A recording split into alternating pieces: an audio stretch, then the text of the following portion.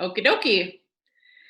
Okay, well, thanks, Stephen, for joining me. I am incredibly jealous that you are joining us from Bear Lake, where you've Oh, spent the well, last hey, little while. What's that? it's it's really good to be on the show. I'm really glad to be here with you. So, or the show, or whatever you want to call this thing, but Yeah. Alicia's world. It's good to be here. It's whatever I want, right? That's right. That's right. That's Um, awesome.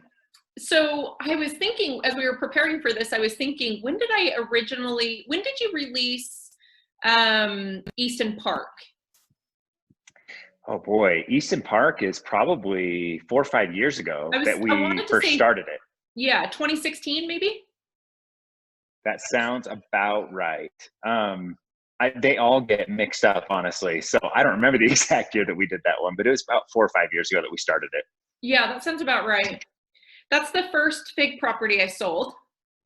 And that's when I first heard the name Stephen Bond. And um, since then, we have served in leadership together and gone through the UAR Leadership Academy.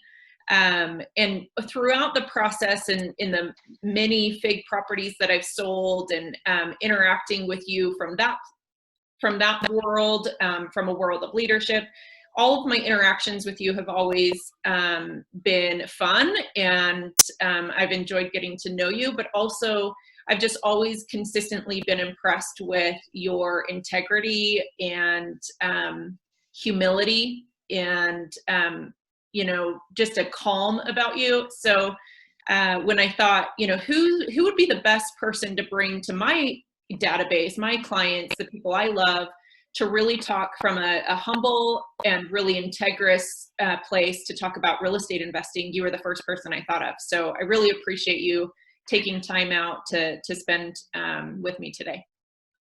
Oh, my pleasure. And wow, that was very generous of you. Thank And you so much. truthful. I appreciate all those compliments and feel the exact same way about you. It's been fun Yeah. to do Leadership Academy and to do those things with you. So it's been good to get to know you and how you work with your clients as well. It's been awesome. Thank you. So tell us a little bit about you.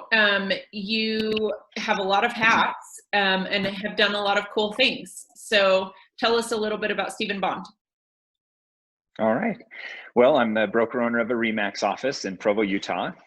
Started that back in 2015. Purpose of it was really just to have a launching point for FIG, the Fourplex Investment Group. We had started that company a few years prior, and I always said I would never be a broker. I didn't see any incentive in it in the real estate world, but the whole point of it was to actually have a place that we could go and market FIG without any kind of obstacles in the way or other opinions. So, Mm. so the Fourplex Investment Group, we started back in 2012 with our first project in Pleasant Grove.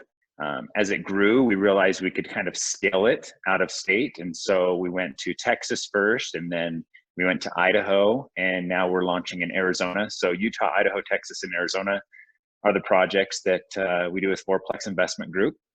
About 2 years ago, I went to my partner and basically gave my ownership back and took on a consulting role, trying to balance the hat of an ownership of FIG, ownership of a brokerage, ownership of a property management company, and being broker of both of those companies, the management and the real estate brokerage, plus serving in UCAR. It was just a lot. And so I just thought, really my why is not necessarily to be doing all of this. And so when I took a step back and realized, here I go and preach passive investing and had built up a portfolio where it's working now, and now I can probably take more time and trade that since it's working. I did. So I'm scaling life back a little bit and focusing more just on continuing to invest and let my kind of expertise and dollars go to a passive role. So that's where I'm at right now. Still juggling a few hats, but they're getting simpler by the day. And one of those major hats that you failed to mention is your family with 5 kids. Yeah, yeah. And Sorry. So yeah, 5 kids, oldest 15, down to 6. So 4 boys and a little girl, and been married for going on 18 years now. So that's so awesome. Yeah, and that's the really cool thing. And again, part of why I thought of you when I was really looking at this topic is somebody who actually walks the walk as well, and watch those bear the fruit from doing exactly what it is that you're selling. So tell us, I guess, I want to start by just talking a little bit about the fundamentals of, there's a multitude of different types of real estate investing. um, your world within FIG obviously is a pretty unique model, and then there's more traditional models. Will you give us just a really quick overview of the basics in different paths people can take, or different types of real estate investing that you can do? sure. So I actually did a presentation to Utah Valley Real Estate Investors Association a little while ago called The Three Sides of the Investment Coin. And you and I have had that conversation about that as well. What FIG is an in-between market. And so you have traditional apartment complexes that are one community, one owner or ownership group, managed centrally.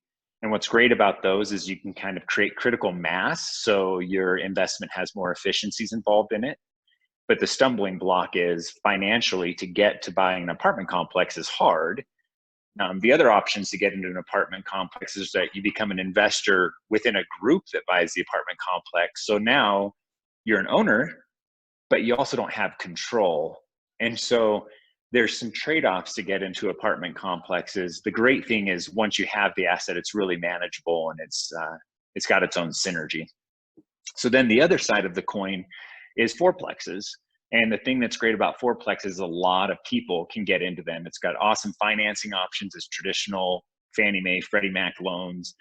You can do lower down payments, good interest, amortized over 30 years. And so your payments are usually really manageable, and they don't have calls like 3, 5, 7, or 10-year calls like commercial lending does. And so fourplexes are really a great advantage. But the problem with those, just like there's a problem with apartment complexes, the problem with the fourplexes is traditionally they're in the parts of town that not a lot of people want to say, I own a piece of property over there, because they were built in the 1970s, and the next door neighbor who also owns a fourplex, or next door fourplex, has a landlord somewhere, and they may not maintain the yard like you want to maintain the yard, or enforce rules, or maintain the roof or the exteriors. And so now they become kind of slummy areas. And so what we did is we said, well, let's combine the two. Let's create the financing options that are available in traditional fourplexes, but put them in one single community that's centrally managed. So you get the best of both worlds. And as an owner of a fourplex among 50 other fourplexes, you get amenities. You might have a pool. The landscaping is going to be taken care of every single week. The exteriors are going to be maintained when they need to be maintained. The roof's going to be replaced when it needs to be replaced. And you own it fee simple. So you want to refinance it and take cash out of it, totally fine. It's your asset. So you still maintain that control side with the benefits of an apartment complex. And so that's why we created FIG. We just found that there was this open niche and a missed opportunity in the market space. And so we call that the third side of the coin, is on the edge, where you can see both sides and find opportunity. Other examples of that for investors are storage units. You have traditional storage units, much like an apartment complex. You can condominiumize those, and investors can get in and own a storage unit or a grouping of storage units in a whole community of storage units. And they're centrally managed and get those same types of benefits. So we're starting to see that kind of thing come out. We're seeing man cave condos. So they're large, almost like airport hangars, but for RVs or toys, and people own them and they can lease them out. And with the whole, onset of like Airbnb, there's a new app called Neighbor that was created here in Utah. And you can rent out space that you have that's extra. So you own your man cave to work on that project or to keep your four-wheeler toys or whatever. but then lease out the extra space and actually monetize it as well. And so there's just so many creative ways to turn what we already have and might consider waste, an RV pad on the side of the house, a storage shed in the backyard, and monetize it and get some really cool benefits along with that. So that's awesome. Yeah. And I think in a lot of the conversations that I have with clients when they, and I'm generalizing here, but a lot of times I hear like there's commercial and then there's residential, but it's not that simple. Like you just talked about within just residential, because that's the world I live in. That's really where the lane that I operate within. There's so many different options, like you just mentioned. And that's kind of what I want to enlighten people to is, so I spent, we talked about this before, but I spent many years selling Rich Dad Poor Dad coaching, investment coaching. And yeah, that's awesome. You know, talking to people every day, all day about their investment goals. And one very simple but really cool tool that Rich Dad Poor Dad had was a board game called Cash Flow. Did you ever play that? Yeah, I own it. It sits in my game closet at home. Yeah, ditto. And then Cash Flow for Kids too. And in my mind, I'm constantly asking the question of, because I run across quote unquote deals or see my, you know, watch my clients do things all the time. And it's like, okay, well, is this a small deal or a big deal? And are they trying to go straight to the big deal? And is that a problem? You know? And I think one point I really want to drive home today is there are small deals, and it doesn't. You don't have to have. You don't have to be a multimillionaire to go and invest in real estate. And that's one of the things that the purpose of this discussion is not just about FIG. It just happens to be an area and a unique model that I have seen my clients have tons of success with. And I think it's like you said, it's a niche. It's totally a unique model that isn't out there very much. But I do think that it's important for people to understand that there's a ton of different roads you can go down. And it's probably more within your line of sight than maybe a lot of people think, right? Absolutely. How did you get started investing? Yeah, so as a teenager, I just kind of vowed, I grew up in a little bit of a, not poor, but I mean, we had food and we had shelter. But if we wanted a lot more than that, then the kids needed to work and save up to have it. My mom worked at the bookstore at the high school. My dad was disabled. And so there wasn't savings or extra money. There were no investments. But in my mind, I just thought there's got to be more. Like there's a different way to do this. And I don't want to be stressed. I don't want to be paycheck stressed my whole life. And so I kind of vowed, even as a teenager, to always live well within my means. I saved, starting the second I made money, I was saving money and finding ways to invest it. And when I served a mission for 2 years, and when I came home from that, I had a little bit of money left over from the mission, and I used that, just a couple $1,000s, and I vowed I wouldn't pay rent. And so I bought a mobile home. And so we called it the Love Shack.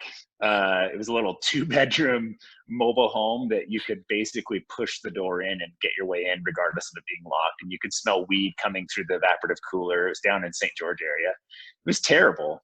But I owned it, and I was proud of it because it was mine, even though it was a piece of junk. But I wasn't. I didn't know that about you. That's so awesome. Yeah, I'll have to send you a picture of it. And so my wife made me get out of there before we had a kid. And so we bought our first townhome right after that. But I always vowed I would own because of the benefits of depreciation, the benefits of writing off interest and appreciation.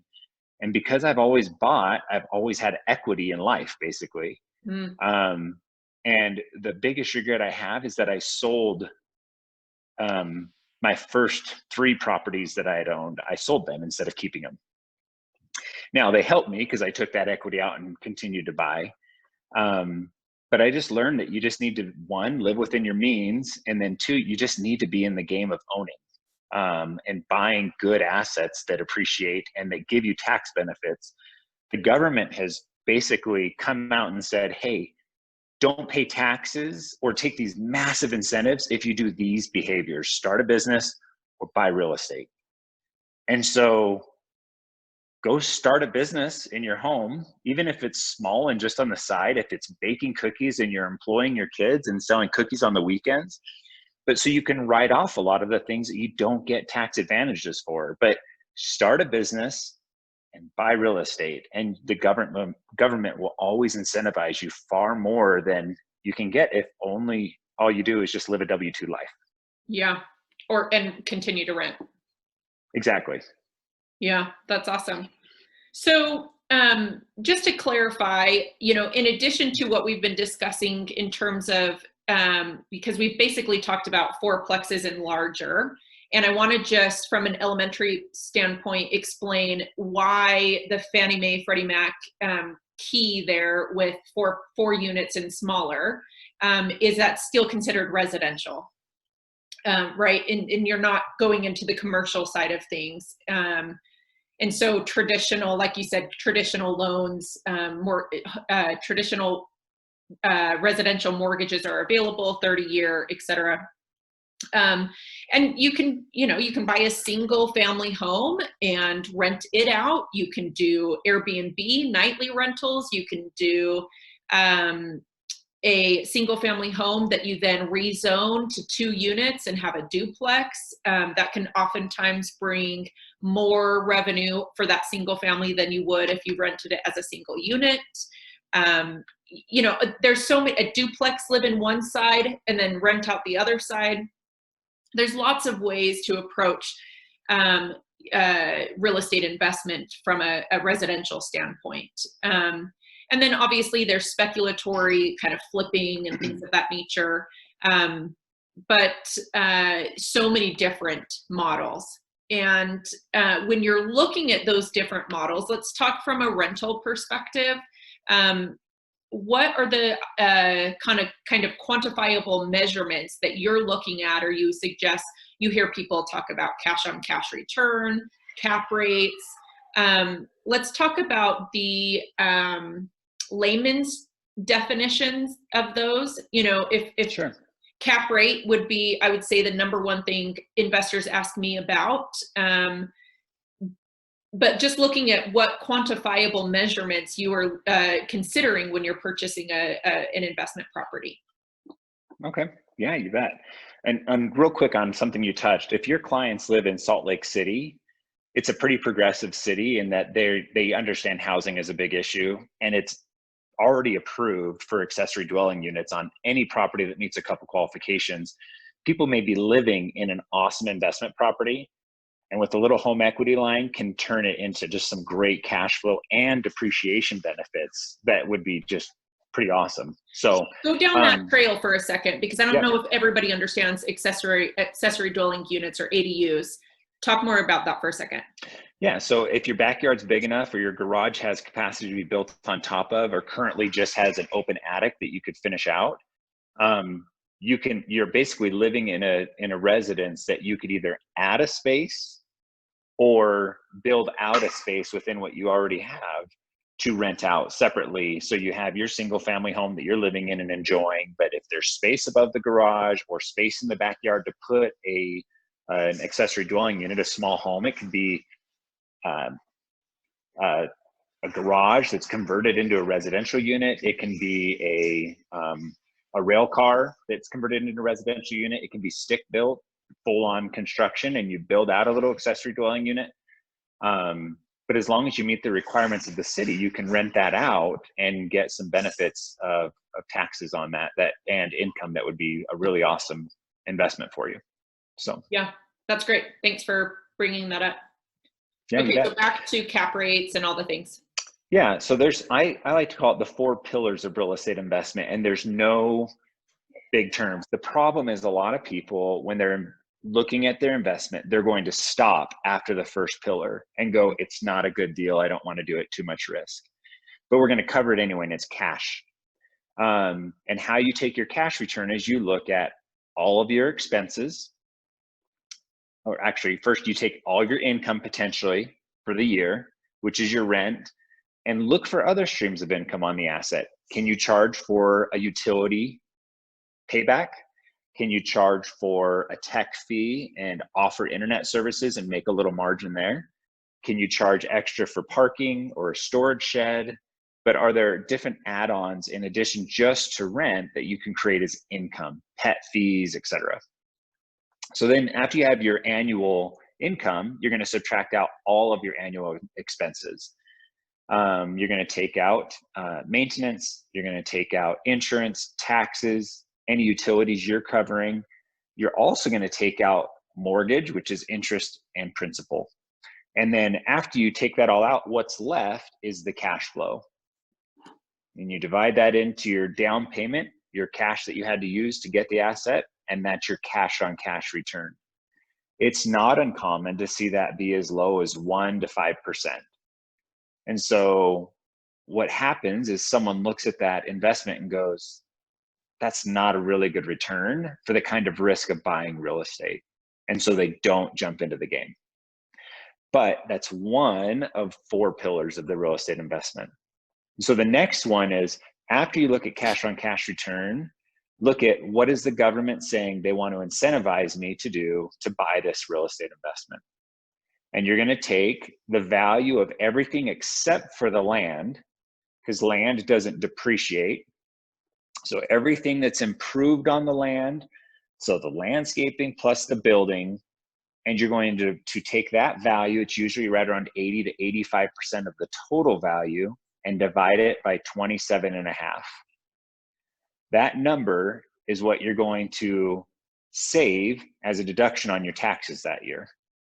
And so let's call it $15,000, just because we're just giving an example. We're going to call it $15,000 of depreciation that year. If you're in a 30% tax bracket, that's roughly a savings of about $5,000. So now the government wrote you a check of an additional $5,000 of taxes you will not pay because of that real estate investment. Yeah. So I add that into my cash flow because it is cash flow, because it's not coming out of my bank account, it's staying in, it is income. Yeah. And the next thing the government's going to do is they're going to write off my interest. And so an interest rate of, call it 5% on an investment property, if I add that up in, let's call that $15,000 for the year, I will have another deduction of $15,000, which is another roughly $5,000 back in my bank account, because I was able to write off interest. And so now I made another $10,000 in income that a lot of people never account for, but the government said, hey, we want to give this back to you. Thank you for doing what we want you to do. Totally. So that second pillar of the real estate investment is the government's incentive for you to have that real estate. Yeah. And then the next pillar is going to be appreciation. Over time, real estate appreciates. And so you're going to have that appreciation, and on average, it will go with inflation. Now, we're right in the middle of a pandemic, and a phrase that a lot of people may have heard is stagflation, which is forced inflation based on too much money coming into the economy falsely by printing it. And so you can't print that much money and have that much incentive without raising the cost of goods, right, hard goods. And so real property will go up over time. Now this is a glass ball right now, but they're projecting that we won't see this for about 3 to 5 years, but then it should hyperinflate starting about that time period. And so bread's going to cost more, meat's going to cost more, wheat's going to cost more, and buildings are going to cost more. And so you're getting a bump in value because this is a little bit speculatory, and I don't like to speculate, work within the data, but some of our historical data also would indicate that interest rates are most likely going to go up with that as well, right? Do you anticipate Absolutely. Interest rates will go up with that hyperinflation, 36 months from now? I don't see how it can't. Now, I don't think that they will within the next year, whereas we really thought we would be sitting in the 6% range easy in 2020 based on the last several years. And now here we are, the lowest interest rates we've ever had. It's basically negative interest. But when you factor our cost of borrowing money right now versus what the inflation will be, we will be making money for having borrowed it in 3 to 5 years from now when inflation happens. Yeah, I think that's an And so important it's point a weird because if concept. you look at, you know, I've had these, again, part of why I wanted to do this right now is I think all the signs point to you should not be waiting. You know, the money is so cheap right now, which flows over into investment loans as well. Even though it's more expensive, it's certainly still cheaper than it will be 3 to 5 years from now. Absolutely. And then I always put a little, asterisk on that. As long as it's not putting your family's financial health at risk, Of as long course. as you still have the savings you need to make sure that, and my advice typically is a minimum of 6 months of, oh crap, money, that you can just get through life and still make good investment decisions. 6 months is a good amount of time to adapt and change behaviors and needs and get another job or whatever it is that you need. But always take care of the financial security of the home first, and then invest the excess into cash flow and investments that will give you good yield. Yeah, so important. I couldn't agree more. It's funny that you have these 4 pillars of the real estate investing. I look at, your 4 walls first, right? Like you take care of the 4 walls around your family first, and then you look at how do I expand from there. So, okay, so let's talk about appreciation. I guess you talked, anything you want to add about that 3rd pillar? Well, the nice, and it's actually the 4th pillar, I apologize. So the 2 middle pillars are the interest and the Right. depreciation of the asset. And the 4th is the actual appreciation. But here's, I think, what's important to note. Let's say you buy a $400,000 property. If you put 25% down, you only use $100,000. It's a lot of money. But to get $400,000 to get 4% increase per year. So you're actually leveraging up and getting 4% times 4, because you didn't have to put the whole $400,000 into it. And so your $100,000 is getting far more yield than just 4%. So when you add up the returns of all of those, depreciation, the interest savings, the cash flow, and the appreciation, and find out what that total return is per year, and then divide that into your down payment, all of a sudden you're getting 13 to 20% internal rate of return, some of it hidden in the asset by incentive and appreciation, and some of it in the actual cash flow. And so that cash flow is the smallest of the numbers, and that's normal, but that's what usually scares people away from thinking, I can't invest in real estate, it's not worth it, because they don't see the other 3 pillars of the investment coin. Super important. I appreciate you going through all of that. That's awesome. So to kind of wrap it all up in a bow, what would be your suggestion? We've discussed just the important reminder of, yes, now is the time, but when appropriate for you financially. But beyond that, when people say, okay, well, now what? How do I even get started? How do you answer that question? Well, a great start is to go and talk to you. And then also talk to friends. It's again, another barrier is I don't have enough saved up. Well, do you know like-minded people that you know, like, and trust that also are in the same boat? And there's no shame in saying, hey, us 3 families are going to go in and start investing in real estate. You're hedging some of the risk. You're creating a complication with partnership, but it gets you in the game. And the important thing is to take bites and to get in the game and start letting those 4 pillars work for your financial wherewithal. Because if you just sit on the sidelines, other people are making the money and making the financial decisions that'll benefit them in years to come. I also think it's important to recognize that it's not a one-hit wonder. I often get a question of people that see the portfolio that I've built and what I've done, and they just expect it to happen. Just like I can, meet with them, and then next year they're going to be in the same situation. And these were the small decisions that have been made for the last 25 years. And I hope to keep making these decisions, so 25 years from now, it's an even better position to be in. But it's a long-term play. It's not a get-rich-quick scheme. This is take the steps, live within your means, and start taking active action towards your investments. Yes, yes, so important. That's why I like always bring it back to that small deal versus big deal within the cash flow game. Just start. You have to start somewhere. It's just like when I'm talking to people about buying their first home. Oftentimes kind of that millennial, I hate I hate to generalize with millennials. I think millennials are awesome. But oftentimes, they want to start where their parents are.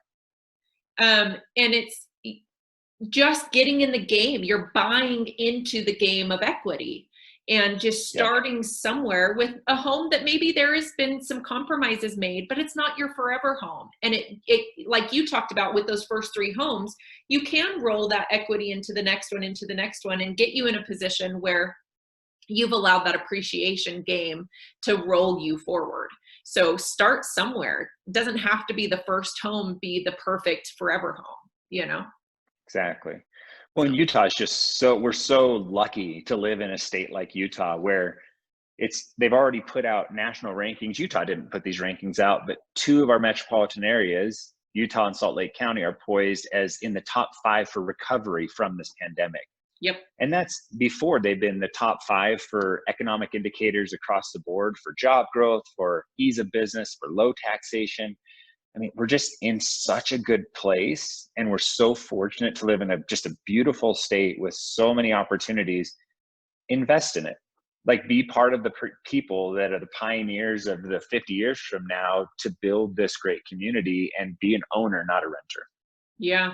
Well, and it's interesting too, on that same point, every one of my clients that have invested in FIG properties are from out of state, because they live in these large metropolitan areas that they've just simply, the numbers don't make sense and they've been priced out of.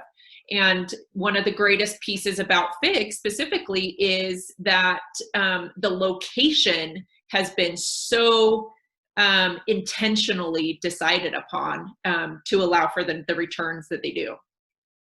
Exactly. Yeah, it's very important. There's a lot of key metrics to look at on a big scale, but on a small scale, if there's a house there, there's most likely a renter or someone willing to live in it. So you just get started and buy in a good area and you'll be great. So. Yeah. Anything that you want to add about FIG specifically before we end? Yeah, I think it's just get on the website and talk to Alicia. And there's some opportunities that a lot of times aren't even on the website that are coming up. And Alicia, being a key agent that's worked with the FIG team in the past, has kind of a backdoor access into what's coming. And so I think it's important just to stay in touch, and you'll know get the first release. The first phase is almost always the best pricing, and they're sold out typically before construction ever starts. And so if you want to hold out, unfortunately, you either pay more or just don't get in. It's a wholesale model. And so they're pre-sold at a discount intentionally because we're offsetting. FIG is giving risk to the investor, and the investor picks up the reward. And that's just the balance of investing. The higher the risk, the more the reward. If you were the developer and coming in and having to buy all the land, there would maybe be some reward there too, obviously, but you're getting it in the middle where a lot of people will build it out and you get it at the end. And so you get the lowest return at that point because all the risk is essentially off the table. And so you want to get in early to pick up the best rewards with FIG. Awesome. Well, thank you. I really appreciate you taking the time. Awesome talking to you always. Yeah, and enjoy Bear Lake. We're a bit jealous. Be here all summer. See ya. Okay, bye-bye. Bye-bye.